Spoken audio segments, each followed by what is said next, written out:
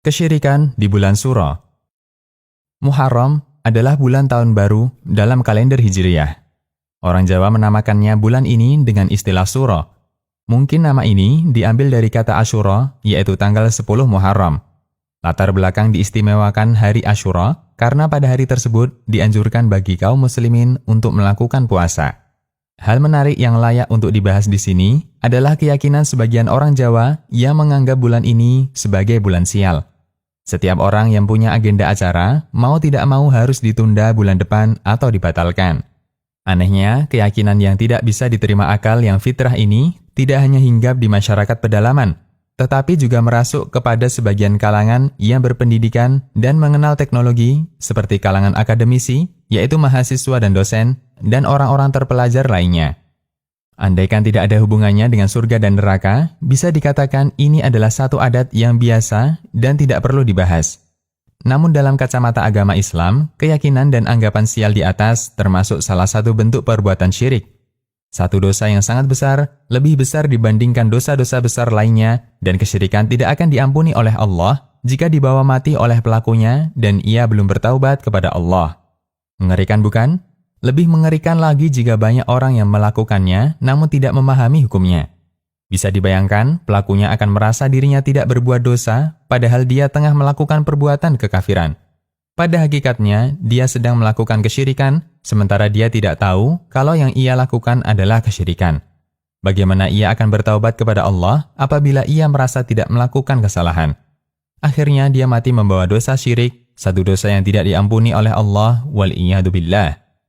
Dalam ilmu akidah, keyakinan sial seperti ini dinamakan tiaroh. Tiaroh adalah anggapan akan mendapatkan kesialan karena mendengar atau melihat sesuatu yang tidak disukai, padahal tidak ada bukti ilmiahnya. Misalnya, anggapan bulan Suro, bulan malapetaka. Tiaroh adalah akidah orang kafir jahiliyah. Sebelum datang Islam, orang musyrikin Arab memiliki keyakinan yang semodel dengan keyakinan orang Jawa.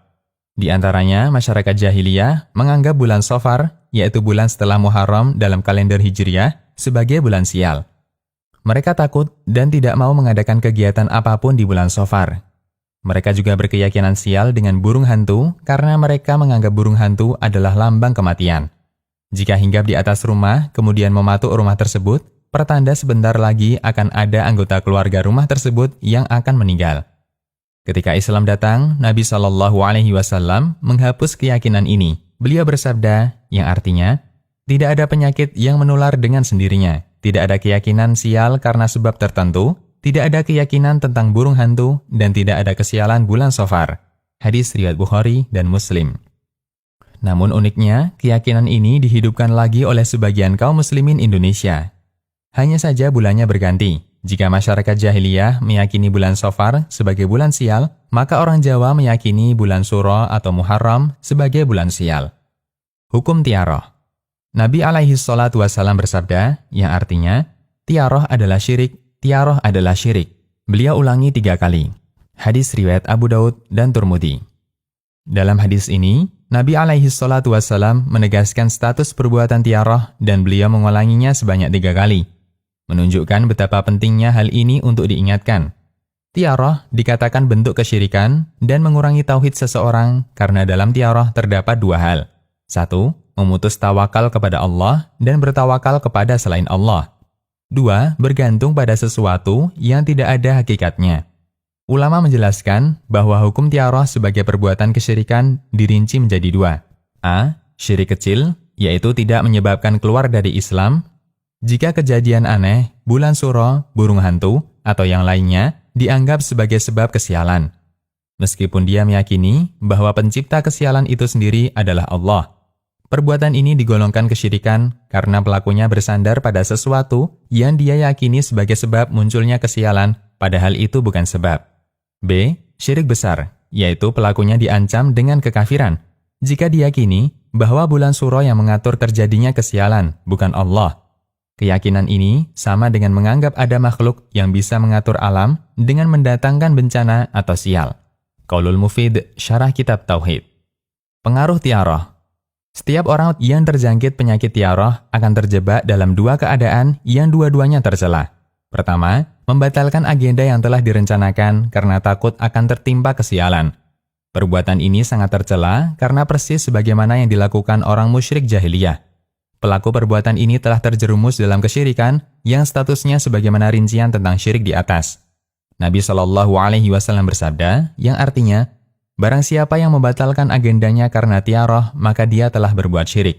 Sahabat bertanya, lalu apakah tebusannya? Nabi Shallallahu Alaihi Wasallam menjawab, ucapkan, Allahumma la khaira illa khairuka, wa la tayra illa tayruka, wa la ilaha ghairuka. Yang artinya, ya Allah, tidak ada kebaikan kecuali kebaikan darimu, tiada kesialan kecuali sial karena takdirmu, dan tiada Tuhan yang berhak disembah selain Engkau. Hadis riwayat Ahmad.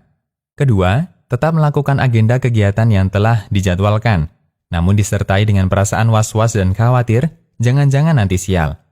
Kualitas nilai keburukannya lebih rendah dari yang pertama, namun keadaan ini bukti rendahnya kualitas tawakal dan tauhid pelakunya. Terapi untuk mengobati tiaroh. Penyakit akidah yang sudah mendarah daging akan sangat sulit untuk bisa disembuhkan dan dihilangkan dalam sekejap. Sangat jarang ada orang yang bisa selamat dari penyakit tiaroh ini. Bahkan para sahabat sendiri, manusia paling baik di umat ini, masih terjangkit penyakit ini. Sebagaimana Nabi Shallallahu Alaihi Wasallam bersabda, yang artinya, tiaroh adalah syirik, tiaroh adalah syirik, sebanyak 3 kali.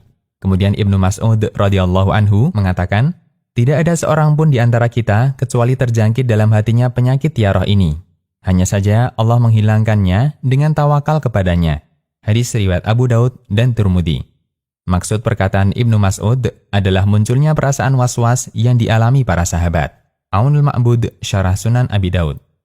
Namun kata sulit bukanlah alasan untuk tidak mengobati penyakit membahayakan ini. Ada beberapa cara yang bisa ditempuh untuk menterapi diri dari penyakit tiaroh. 1. Memperdalam ilmu tauhid dan akidah. Karena dengan modal ilmu, seseorang bisa berjalan sesuai jalur yang syariat tentukan.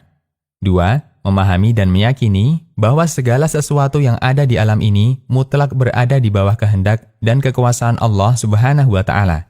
Tidak ada satupun makhluk yang bisa ikut campur. 3. Bertawakal dan pasrah sepenuhnya kepada Allah Subhanahu wa Ta'ala, sebagaimana yang dilakukan para sahabat. 4. Sering-sering memohon perlindungan kepada Allah dari bisikan dan gangguan setan, terutama ketika muncul perasaan khawatir dan was-was. Kemudian lindungi diri kita dari godaan setan dengan membasahi mulut ini dengan dzikir-dzikir yang sesuai syariat. 5. Jangan menggagalkan satu rencana yang sudah diagendakan disebabkan munculnya perasaan was-was, karena hal ini berarti menjerumuskan kita kepada kesyirikan. 6. Tetap optimis untuk meraih keberkahan dari kegiatan yang kita lakukan selama tidak melanggar syariat. 7. Jangan pedulikan komentar orang yang justru akan memperparah penyakit tiaroh.